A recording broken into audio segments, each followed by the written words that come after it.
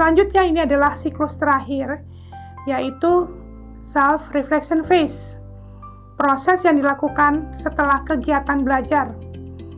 Di sini kita lihat ada self-judgment, yaitu penilaian diri, dan self-reaction atau reaksi diri. Pada self-evaluation atau evaluasi diri, kamu membandingkan performance dengan standar informasi sebelumnya. Juga penguasaan materi kamu serta membandingkannya dengan orang lain. Nah, di dalam penilaian diri ini termasuk adalah atribusi kausal.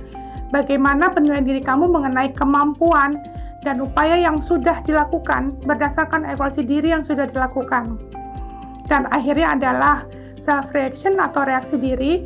Di sini self-satisfaction, kepuasan diri termasuk reaksi kognitif ya, dan afektif pada penilaian diri.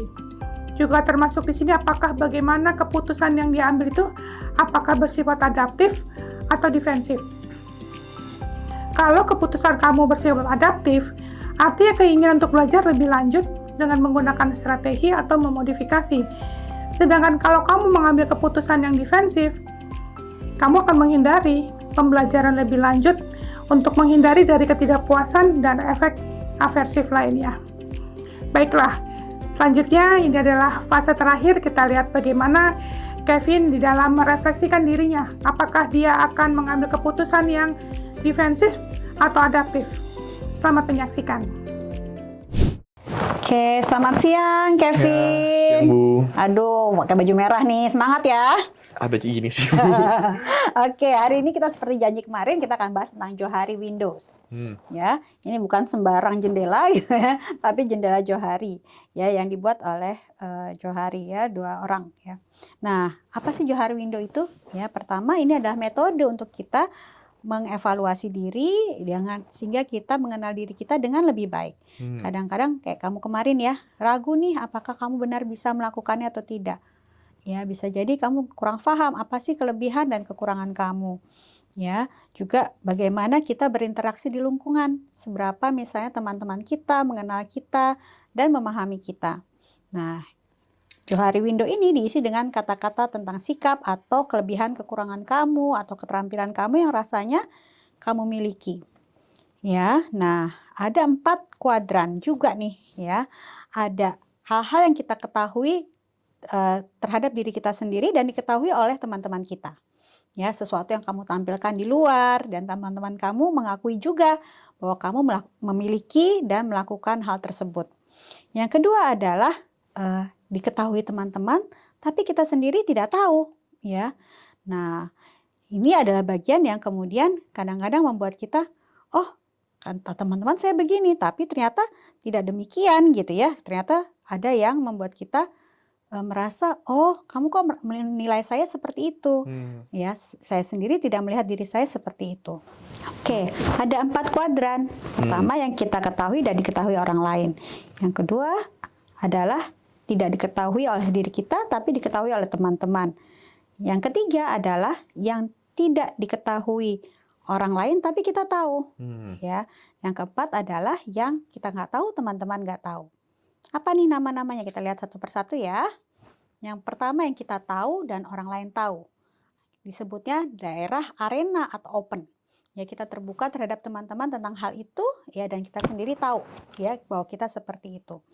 Jadi ini bagian dari kepribadian yang kita ketahui dan orang lain juga tahu, ya. Nah, kita tidak berusaha menyembunyikan hal tersebut karena kita mengakui itu bagian dari diri kita, ya, sehingga kita kemudian terbuka tentang hal itu. Itu namanya arena. Ya, yang kedua adalah vacate atau hidden, ya. Area yang diketahui oleh seseorang tapi tidak diketahui oleh orang lain. Ya. Nah, ini adalah area di mana pandangan sikap kita simpan dari orang lain. Yang berikutnya adalah blind spot, ya. Diketahui orang lain tapi kita nggak lihat. Orang-orang merasa begitu tapi kita tidak merasa demikian. Nah, untuk bisa tahu kita harus tanya sama teman, seperti apa sih mereka memandang diri kita. Yang terakhir, unknown, ya. Kita nggak tahu, teman-teman nggak tahu. Bisa jadi itu ada di dalam bawah sadar kita, ya, sehingga itu tidak kita ketahui dan tidak diketahui oleh teman-teman. Nah, 4 kuadran ini bisa kamu isi dengan kata-kata sifat ini. Ya, ada able, accepted dan lain sebagainya. Dilihat di daftar ini atau berbagai kemampuan yang Kevin miliki ya kelebihan atau keterampilan yang bisa pernah dilakukan ya, yang bisa jadi diketahui oleh teman-teman ya, dan Kevin belum tahu. Nah, Johari Window ini akan lebih mudah kamu lakukan di rumah dan kemudian bisa tanya sama teman-teman, teman cosplay, teman musik ya, atau teman-teman kuliah tentang Saya seperti apa sih diri Gimana kamu. cara tanyanya, Bu? Tanya aja, kamu punya masukan nggak ya tentang diri saya, menurut kamu saya Kevin ini seperti apa sih? Aduh, saya nanya gitu malu juga ya, Bu. Gimana ininya? Coba mungkin pilih 1-2 teman kamu yang rasanya kamu cukup dekat. Ya, teman-teman yang jujur sama kamu, yang juga suportif. Ada kan 1-2 teman yang seperti itu? Oke, bisa juga nanya sama ibu, ya sama ayah atau sama kakak adik ya. Di dalam keluarga juga bisa bertanya seperti itu.